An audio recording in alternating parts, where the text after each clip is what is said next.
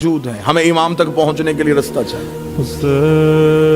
امام فرماتے ہیں کہ جب میں ظہور کروں گا تو میرا ہر شیعہ مجھے دیکھ کے کہے گا کہ میں نے تو آپ کو پہلے دیکھا ہوں۔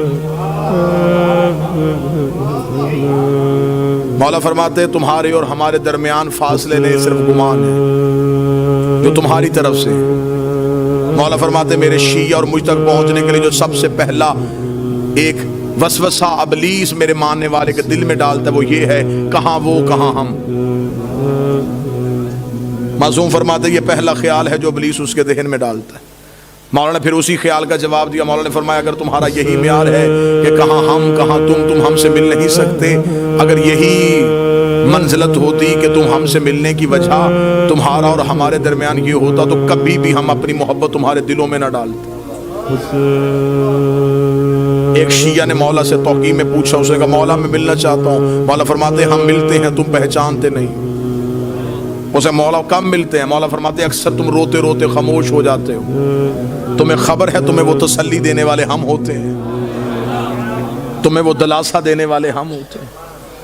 امام سے ملنے کا رابطہ ہموار کیجئے، امام تک جانے کا تعلق دیکھیے۔ کسی باپ کا بیٹا گھر نہ آئے تو اسے نیند نہیں آتی، اور ہمیں خبر ہے کہ ہمارا امام زمانے میں موجود ہے۔ ہم میں سے کون ہے جو امام کو ڈھونڈنے کی کوشش کرتا ہے؟ اب ایک لمحے کے لیے یہ گفتگو سنجیدہ پہلو میں آئے گی، لیکن مجھے آپ سے 4 دن سے داد بھی لے چکا ہوں، دعا بھی لے چکا ہوں۔ یہ پیغام ہے اللہم صلی علی محمد و آل محمد۔ میں نے گھر کی مجلس میں بھی یہ گزارش کی تھی کہ کہیں ہمارا یہ امام کو بلانا کہیں یہ کوفے والا خط تو نہیں؟ خطوط تو کوفیوں نے بھی لکھے تھے امام کو بلانے کے لیے۔ ہمیں امام سے صرف امام کا انتظار نہیں کرنا، امام کے رستے کو ہموار بھی کرنا۔ توجہ آپ صاحبان فرمائیں گے سب۔ ہمیں امام کا صرف انتظار نہیں، رستہ بھی ہموار کرنا ہے، امام سے ملاقات بھی کرنی ہے۔ امام نے تو اپنا ایڈریس بتا دیا کہ میں کب اور کہاں ہوتا ہوں۔ اب اس سے زیادہ امام کو کون شیعہ ہے جو کہے کہ مجھے اب ڈھونڈنے میں مشکل ہے؟ امام نے فرمایا ہفتہ والا دن مجھے ڈھونڈنا ہو تو مسجد کوفہ میں ہوتا، اتوار کو میں مسجد سہلہ میں ہوتا، سوموار کو میں بقیہ کی قبروں پہ ہوتا، پھر میں مسجد جمگران میں ہوتا ہوں، شب جمعہ میں کربلا میں ہوتا ہوں، جمعہ میں امیر المومنین کے حرم میں ہوتا ہوں۔ مولا فرماتے طواف کعبہ کرتے ہوئے کعبے پہ سیدھی بارش ہو رہی ہو اور مزاب رحمت سے پانی نیچے آ رہا ہو تو سمجھ لینا تمہارا امام طواف میں ہے۔ اب اس سے زیادہ آسان نشانیاں کون بتائے گا؟ امام خود بتا گئے کہ میں اس وقت میں یہاں ہوں۔ پھر امام نے اگلی نشانی بتائی، امام نے کہا چل تو ہم سے محبت کا دعویٰ کرتا ہے نا، تجھے مجھ تک پہنچنے کی ضرورت نہیں، تو ہمیں بلا۔ اتنا امام کی موجودگی کا یقین رکھو کہ امام فرماتے ہیں کہ دسترخوان میں ایک فرد کی جگہ خالی چھوڑو۔ تمہارے گھر میں بچے پوچھیں گے جگہ کس کے لیے تو کہہ دینا ہمارا امام موجود ہے۔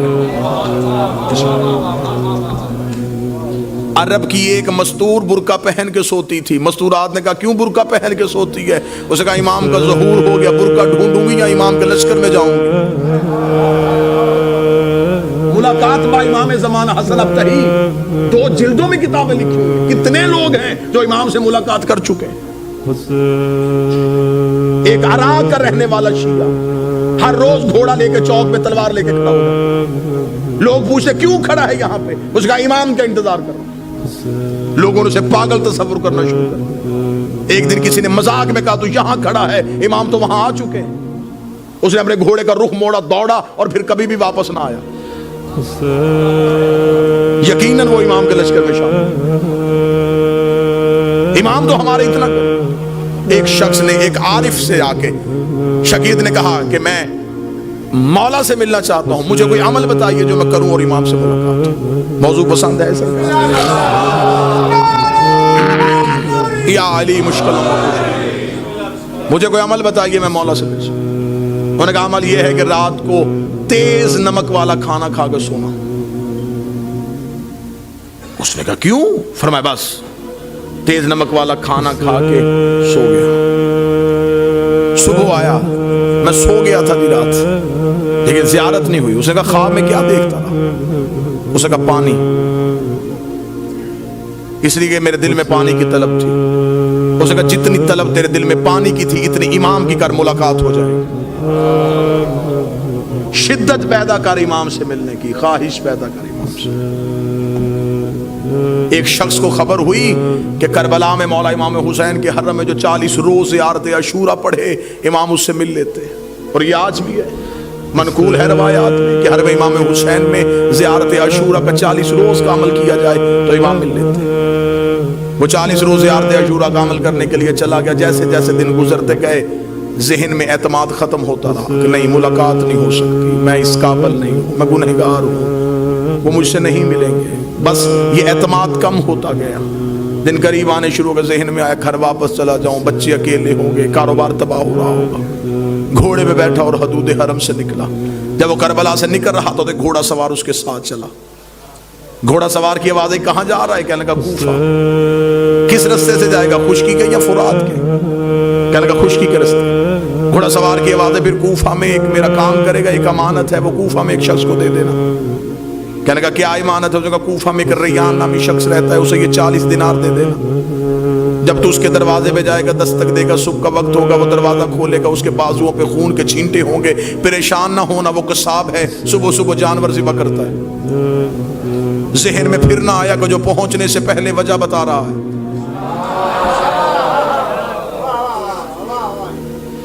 اور یہ مولا سے ملاقات کا عارفین کہتے ہیں کہ سب سے پہلا جو کام ہوتا ہے جب مولا سے ملاقات ہوتی ہے، سب سے پہلے دماغ کی سوچیں وہیں پہ رک جاتی ہیں. یہ حجت سے ملاقات کی سب سے بڑی نشانی ہے. دماغ وہیں پہ رک جاتا ہے. جب ملاقات ختم ہوتی ہے تو پھر وہیں سے شروع ہوتا ہے. اس لیے معراج کی رات ہر چیز وہیں کی وہیں رک گئی تھی.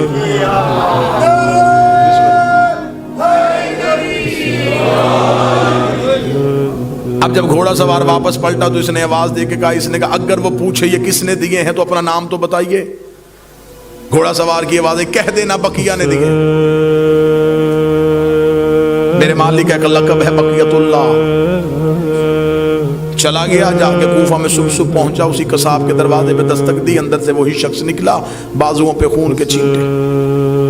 دیکھیں گا مجھے خبر ہے تو صبح صبح جانور ذبح کر رہا ہے.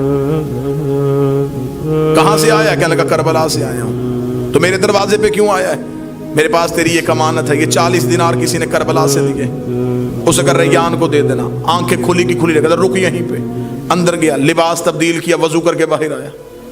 کہنے لگا زحمت ہوئی تجھے میرے دروازے پہ، میں معذرت چاہتا ہوں، تجھے اپنے دروازے پہ روک کے رکھا.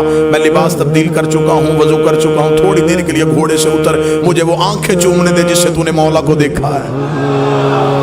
مجھے وہ ہاتھ چومنے دے جس سے تو نے مولا کو ہاتھوں کو ہاتھ لگایا. یہ پریشان ہوگا تھا کون سے مولا ہے؟ اسے کہا یہ کیا تمہیں صاحب العمر نے نہیں دی گئی؟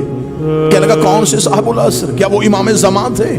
اسے کہا تو وہاں مل کے آیا، تجھے پتہ ہی نہیں؟ مجھے جو جب بھی کوئی مشکل ہوتی ہے میں انہی کو بلاتا ہوں. میں نے تو ابھی رات کو کہا تھا مولا 40 دینار کا قرضہ ہے، مجھے واپس دینا ہے. صبح سے پہلے اس نے واپس بھیج دیا.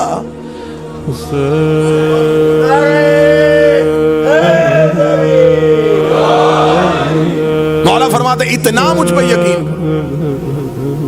جب تمہارا یقین اتنا بڑھ جائے گا پھر تم اپنی مشکل کسی کو بتاؤ گے نہیں.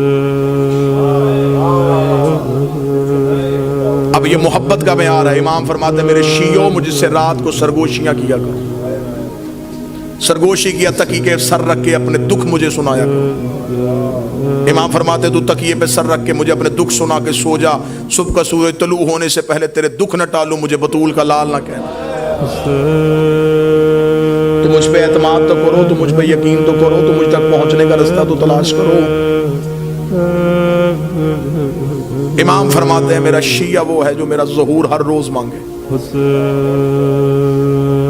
وہ ساری زندگی اس کی حالت ایسی رہے جیسے اس کی کوئی چیز گم ہو چکی ہے اور وہ اسے ڈھونڈ رہا ہے. شیعہ بھی اور اسے یہ بھی پتا ہو کہ میرے وقت کا امام کہیں نہ کہیں خون رو رہا ہے.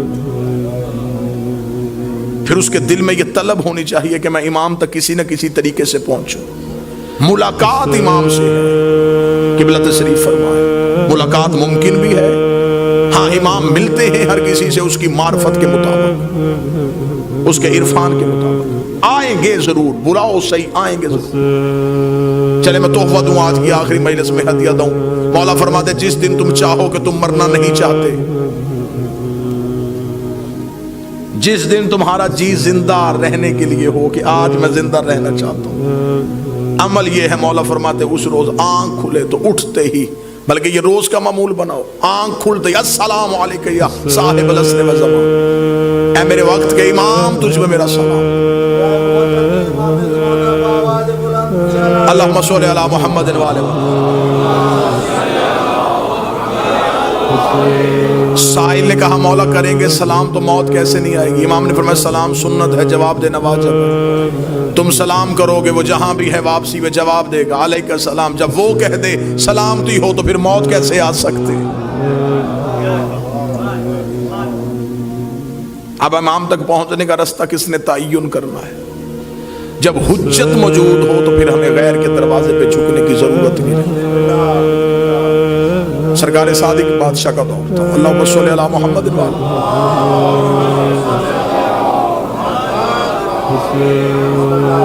एक शख्स ने गुस्से में अपनी औरत को तलाक दे दी। शहर के उलमा से हल पूछा, उन्होंने हल बताया, तस्लीम न करने के लिए ज़हन तैयार था। अपने शहर से निकल गया और मदीने पहुंच गया। जब मदीने पहुंचा तो उसने लोगों से कहा कि यहाँ पे रसूल का कौन सा बेटा है? उनका रसूल का एक बेटा है, नाम उनका जाफिर, लकब उनका सादिक है। उनसे कहा मैं उनसे मिलना चाहता हूँ, उससे मैंने इस मसले का हल पूछना है। अब हुज्जत तक पहुंचने का रास्ता बताने लगा कि क्या तवक्कल क्या चाहिए, एतमाद क्या चाहिए। उससे कहा मैं इमाम से मिलना चाहता हूँ और पूछना चाहता हूँ कि मेरे इस मसले का हल क्या है। वहां के रहने वाले लोगों ने कहा क्या तू आसान समझता है इमाम से मिलना? हुकूमत ने पाबंदी लगाई हुई है, इमाम से मुलाकात का तसव्वुर भी नहीं। इमाम को घर में नजरबंद किया हुआ है, गली में मुखबरों ने घर लिए हुए हैं, फौजियों के पहरे हैं, सिपाहियों का हजूम है, तो इमाम तक नहीं पहुंच सकता। यहीं से वापस चला जा, और अगर कोई दीनी मसले के बारे में जवाब लेना है तो यहाँ पे बहुत से ऐसे लोग हैं जो दीन के बारे में जानते हैं। उसने कहा नहीं, जब वारिसे दीन मौजूद है तो फिर मैं क्यों किसी के पास हूं? उन्होंने कहा फिर तो उनसे तो नहीं मिल सकता, उनसे तो मिलने पे पाबंदी है। मैं वाकया पढ़ता जाऊंगा और आपने आज के दौर में इसे देखते चले जाना, ये कहां कहां निशानियां दे। उसने कहा जब इमाम मौजूद है तो मैं क्यों पूछूं, मैं इमाम तक पहुंचूंगा। उन्होंने कहा फिर तो इमाम से तो नहीं मिल सकता क्योंकि उनसे मिलने पे पाबंदी है। उसने कहा पाबंदी बता रही है कि ये सच्चा है, इसलिए कि झूठ पे कभी पाबंदी नहीं होती, पाबंदी हमेशा हक पे होती है। लिहाजा मैं इमाम तक पहुंचूंगा, हर सूरत पहुंचूंगा। अब ये जब भी उस गली में दाखिल हो, फौजी रोके, सिपाही रोके, खौफ में आ जाए, डर जाए, वापस आ जाए।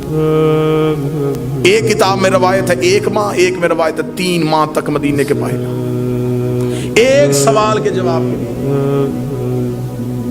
इमाम के शहर में मौजूद, मुसलसल मदीने में फिरता रहा, सिर्फ एक ही मकसद, इमाम से मुलाकात हो जाए, इमाम से मुलाकात हो जाए, इमाम से मुलाकात। और इमाम मौजूद है और मुलाकात। अब थक गया, मदीने के बाहर बैठा था और यूं शहर की तरफ देख रहा था।